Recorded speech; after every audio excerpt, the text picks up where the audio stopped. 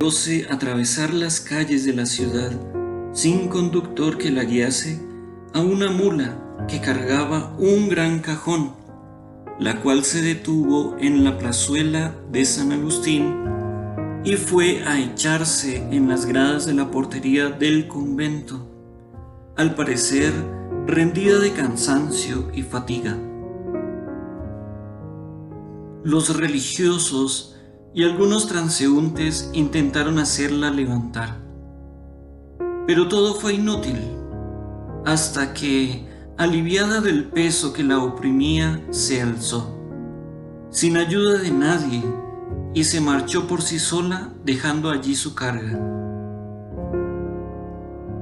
Bien fuera por acaso, o por satisfacer una curiosidad muy natural, vista la manera como había llegado el cajón, fue levantada su cubierta y con general asombro se vio que contenía una estatua sentada del Redentor, vestida de túnica, ceñida en la cintura de gruesa cuerda y con ancha corona de espinas en la cabeza.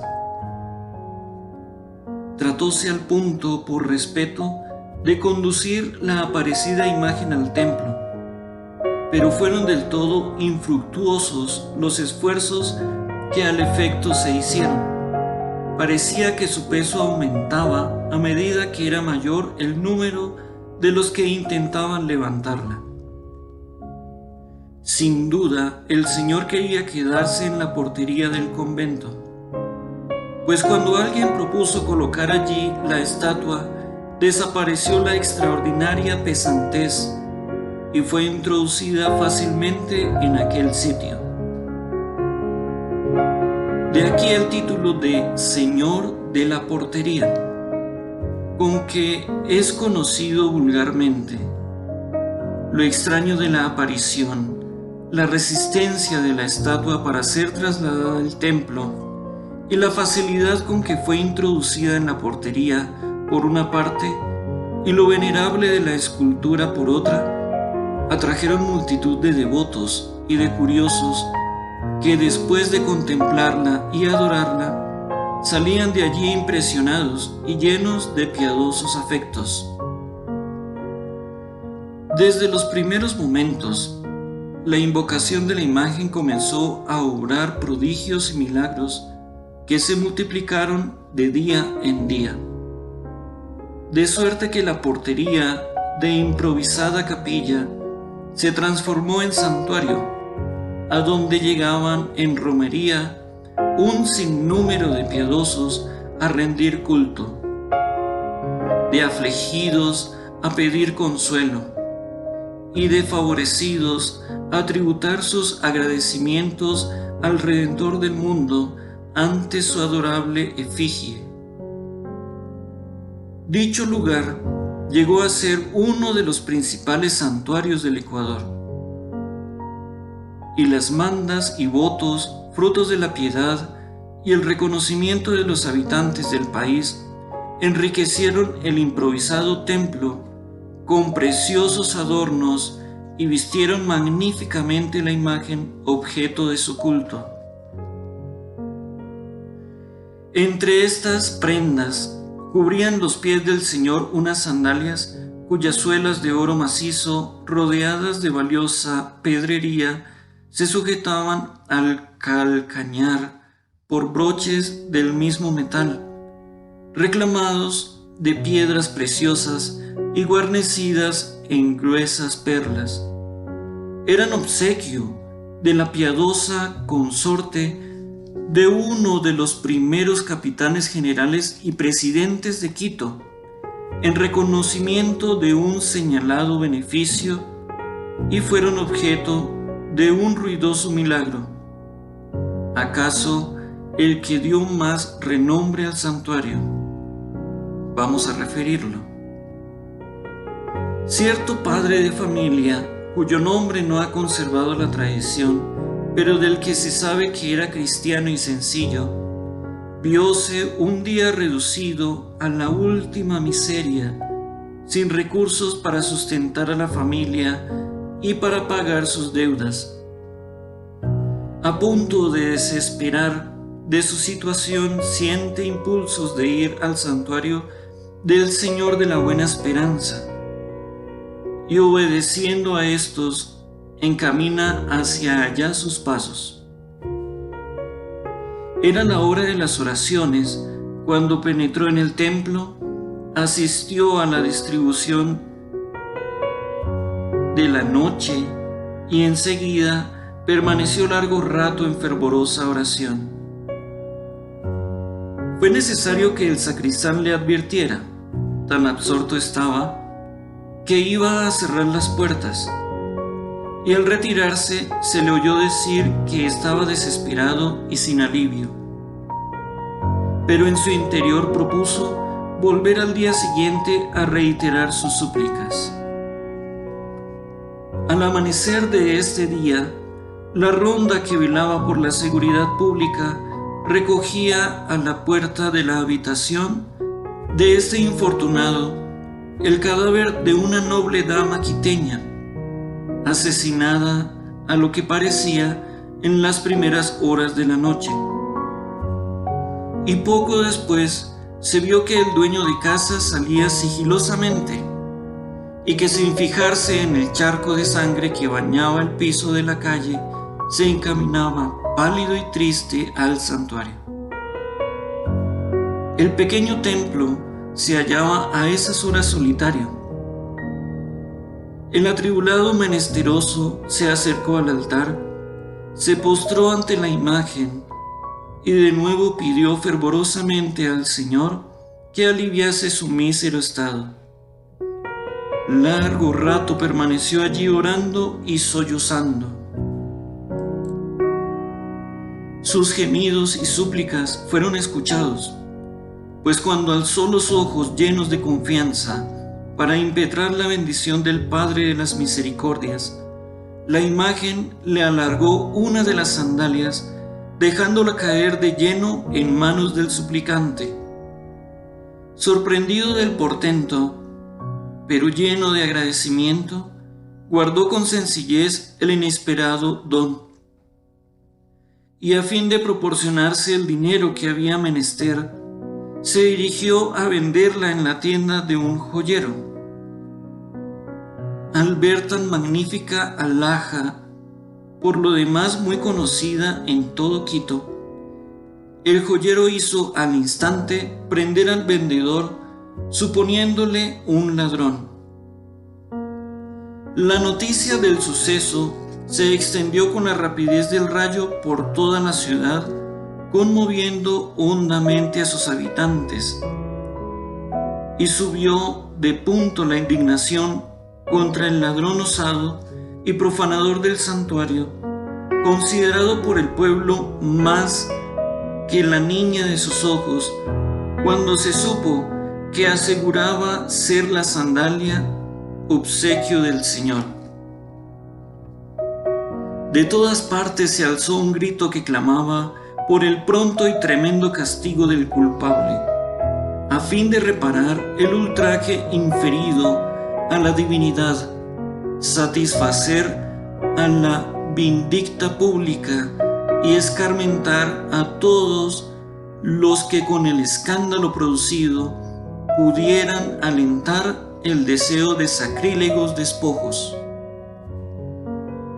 La justicia requerida por su deber e impulsada por la indignación popular, procedió con la celeridad y energía que las circunstancias reclamaban. El reo no pudo, es verdad, ser convencido, porque nadie había presenciado el delito, y él además negaba haber hurtado la sandalia. Pero esta negativa y la explicación con que la acompañaba fueron consideradas como un torpe invento que a nadie podía engañar. Había sido aprehendido con el cuerpo del delito y el tribunal lo consideró confeso.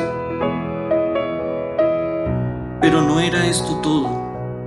Durante la secuela de la causa, se habían acumulado en contra del reo antecedentes en virtud de los cuales había llegado a establecerse la presunción de que él era también el autor del asesinato perpetrado en la noche anterior.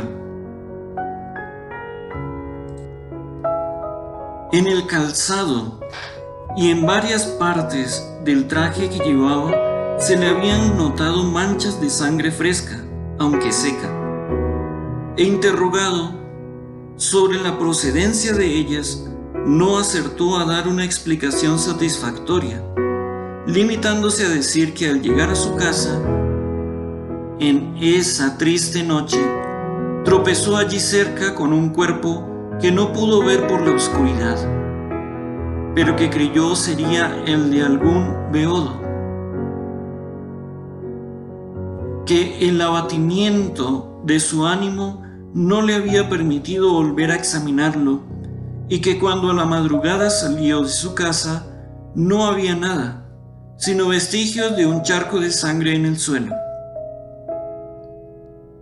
La circunstancia de haberse encontrado el cadáver a la puerta de su casa, unidas a las manchas de su vestido, a las palabras que se le oyeron cuando dejaba el templo en aquella noche, y a la agitación de que se hallaba poseído entonces, y en la mañana su tristeza, la palidez de su semblante, su salida de casa a deshora y casi furtivamente cuando acababa de recogerse el cadáver, y la falta de explicaciones plausibles de este cúmulo de circunstancias contrarias en aquella época de vandalaje que había alarmado al país entero y había hecho adoptar medidas extraordinarias en la administración de la justicia criminal, no dejaron duda en el ánimo del juez de que el reo del hurto sacrílego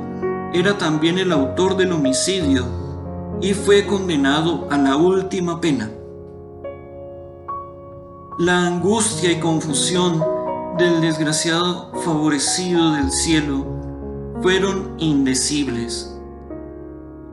A grito herido se lamentaba del momento en que, inspirado de la piedad y movido por la confianza, se le había ocurrido ir al santuario, y en su sencillez hacía cargos al Señor por la primera inspiración que consideró celestial y por el funesto obsequio que a tan infeliz estado le habían reducido.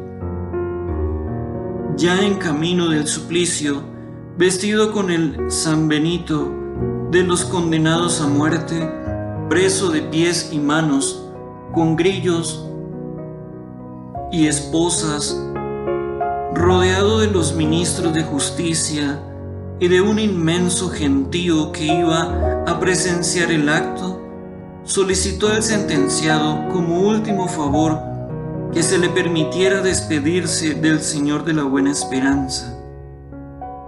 Concedida la gracia, es conducido al santuario, y allí arrodillado al pie de la efigie, renueva en alta voz, entre sollozos y lágrimas, sus amargas quejas. Señor, le dice, vuestras palabras y vuestros dones son bendición y no hacen daño a los que en vos esperan. A vos acudí en mi necesidad y me socorristeis. ¿Por qué me disteis un obsequio que me ha traído la deshonra y me ha arrastrado al suplicio? Señor, volvedme mi honra y salvadme de la muerte. Los mismos ejecutores de la sentencia y el numeroso pueblo que había invadido el recinto escuchaban, entre indignados y compasivos, estas voces. Cuando he aquí que en presencia de todos, la augusta imagen extiende el otro pie hacia el condenado y deja caer en sus manos la sandalia que aún conservaba calzada. Un grito unánime, lanzado por centenares de voces, se dejó oír por los ámbitos del santuario y se difunde al exterior. Milagro, milagro, el condenado es inocente.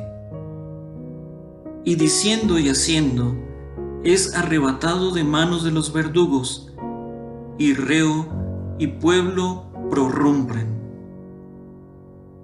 Llegado por fin el día de la ejecución, y en alabanzas a la bondad divina, que de tan singular manera se manifiesta con el inocente, la justicia humana, que fundada en apariencias culpables, había sentenciado al presunto reo de un hurto sacrílego y de un asesinato, hubo de renovar su fallo y de absolverlo por la disposición de un pueblo entero que había presenciado el milagro, testimonio de la inocencia del inculpado. Pero hubo más. Las autoridades compraron a peso de oro la sandalia primera al feliz favorecido con el milagro, cumpliendo así los designios del Señor de sacar de apuros al honrado padre de familia. Y para perpetuar la memoria del portento, la imagen permanece descalza de un pie, y debajo de ella se representan a la derecha el retrato del sentenciado, y a la izquierda un brazo que sostiene la balanza, cuyos platillos muestran la sandalia contrapesada con monedas de oro, por igual cantidad a las entregadas a aquel, en canje al divino obsequio. Desde este suceso el Señor de la Buena Esperanza fue amparo, esperanza y consuelo, no solo para todas las necesidades y dolores privados, sino especialmente en las calamidades públicas del Ecuador. Hombres y mujeres, niños y ancianos, nobles y plebeyos, magistrados y corporaciones han conservado profunda veneración por el santuario y siempre han obsequiado generosamente a su Señor.